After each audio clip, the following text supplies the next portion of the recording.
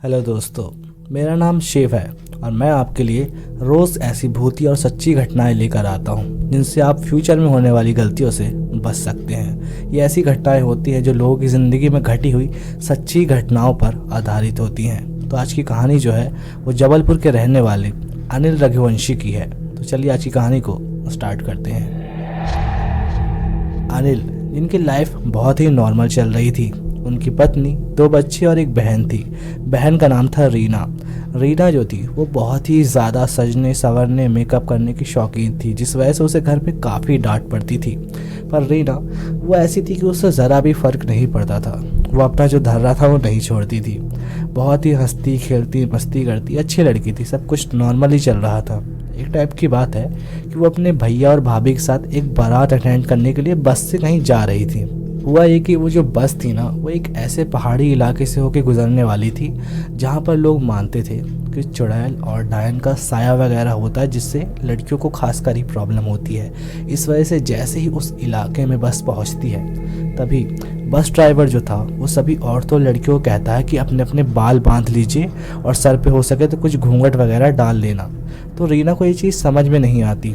तब उसके भैया बताते हैं कि जो पहाड़ी है ये शापित है। यहाँ पर लोग मानते हैं कि डायन और चुड़ैल वगैरह घूमती हैं, जो लड़कियों को खासकर की पजस कर लेती हैं, अगर खासकर लड़कियाँ खुले बाल में हो तो।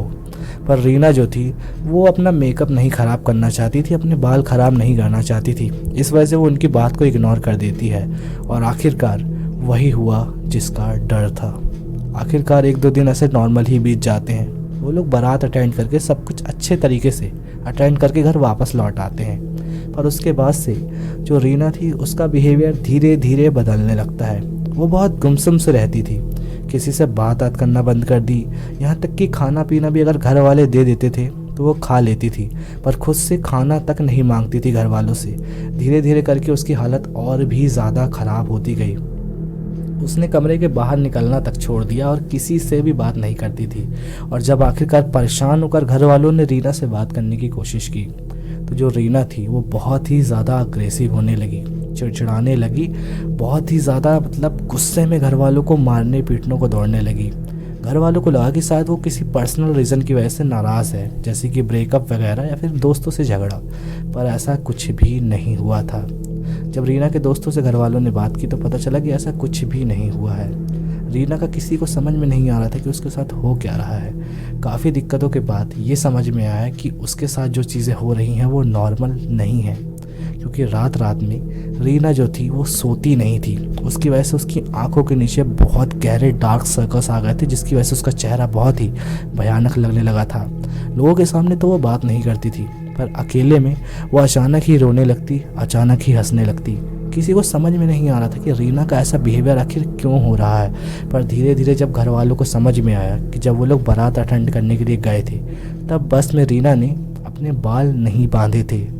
तब उन्हें डाउट होता है कि शायद उसी वजह से हो सकता है कि वो किसी न किसी नेगेटिव एंटिटी या स्पिरिट की पोजेशन में आ गई है, यानी कि उसके अंदर किसी आत्मा या नकारात्मक शक्ति ने प्रवेश ले लिया है।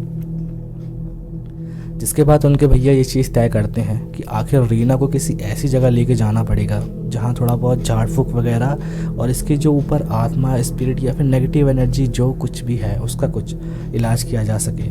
तो आखिर उसके जो भैया थे वो रीना को एक बाबा जी के पास लेके जाते हैं, जो उनके पहचान के बहुत पुराने बाबा जी थे, जिन्हें झाड़ फूक इन सब चीज़ों के काफ़ी ज्ञान था। और उनकी फैमिली में अगर ऐसी कुछ भी प्रॉब्लम होती थी तो उनके घर वाले उन्हीं के यहाँ जाते थे। आखिरकार उनके यहाँ जाते हैं, रीना को बैठाते हैं और सब कुछ नॉर्मल ही चल रहा था। वो अपनी पूजा वूजा कर रहे थे। उसी दौरान रीना जो थी उसकी आवाज़, जो अभी तक एक लड़की की आवाज़ थी, वो एकदम से चेंज हो जाती है और एक मर्द और एक औरत की जो मिक्स वॉइस होती है ना, उस तरह से उसकी आवाज़ आने लगती है। इतनी भयानक और डरावनी आवाज़ की आज तक जो अनिल है ना, उनके कानों से वो आवाज़ नहीं गई है। और वो जो बाबा जी थे वो समझ रहे थे कि ये आवाज़ किसकी वजह से है। तो आखिरकार उन्हें समझ में आ रहा था कि इसके अंदर किसी नेगेटिव एंटिटी या स्पिरिट ने अंदर जो है पोजीशन कर लिया, इस वजह से सब चीज़ें हो रही हैं। तो इसके बाद उन्हें कुछ ताबीज़ आबीज़ पहनाई जाती है, रीना को पूजा पाठ की जाती है। उस दौरान वो बहुत छटपटा रही थी, भागने की कोशिश कर रही थी। अनिल जो थे उनके हाथ पैरों में उसके खरोचने के निशान आज तक है। जो रीना थी उसने ऐसा खरोचा था कि उनके हाथ पैर से खून आ गया था। बहुत दिक्कतों के बाद आखिरकार उसे काबू में किया गया और तहवीज़ वगैरह बांध के उसका जो था उसके अंदर जो स्पिरिट थी उसे शांत किया गया, जिसके बाद काफ़ी साल तक तो कोई दिक्कत नहीं हुई। फिर दोबारा ही ऐसी चीज़ें स्टार्ट हुई और किस्मत ऐसी थी कि जब दोबारा ये चीज़ें स्टार्ट हुई ना रीना के साथ, तब वो बाबा जी जो थे जिनके पास उन्हें लेके गया था, वो बाबा जी उस शहर में अवेलेबल नहीं थे। वो करीब 1 हफ्ते या 15 दिन बाद वापस आने वाले थे, पर उस बीच कुछ ऐसा हुआ जिसे अनिल के घर वाले आज तक नहीं भूल पाए हैं। हुआ ये कि जो रीना थी उसी दौरान उसने अपने आप को ख़त्म कर लिया और इस बीच ये समझ पाना थोड़ा सा मुश्किल था लोगों के लिए कि जो आत्मा या स्पिरिट थी उसके पजेशन की वजह से ये सब चीज़ें हुई या जो रीना थी उसके अंदर पागलपन था।